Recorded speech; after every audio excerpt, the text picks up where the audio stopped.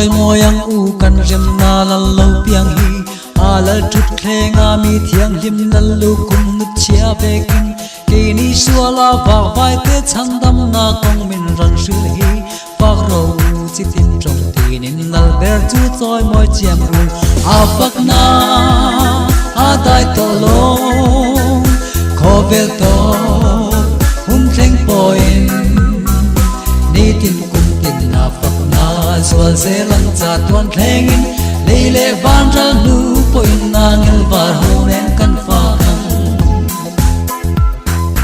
bong in thoma lo piang in ran thlenga lo mu ma sela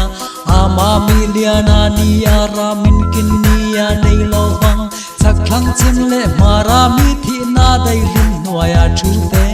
ala na fakin ni tin tha tin kum tin nan pung zelang afak na adai to lo khovel to kun thleng toin ni tin kum tin na fak na zual zelang cha tuan thlengin leile van ra nu poin na ngel va honen kan fa kan edin wana setanan kan nalu kum min chu kha tu na yan kan nalli shwana ne amin ran bele ta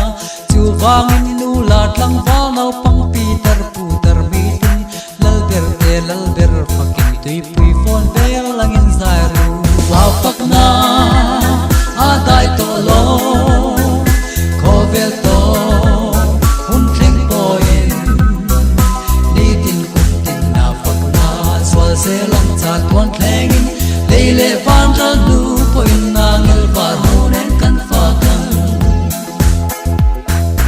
leya mi pui chiar sen no le vana ngel chiar sen no nen holal pai ma ngai na thuk zia zau zia sei zia san zia va nei chun po zua lo va kan ta ni ron tir ra wang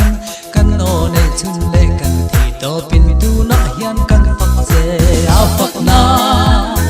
a dai to lo khovel to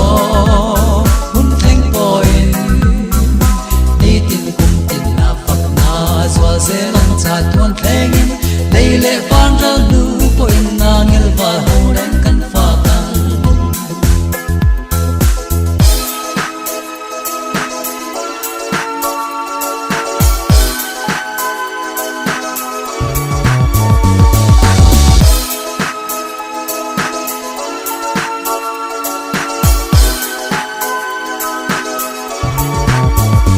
afak na adai to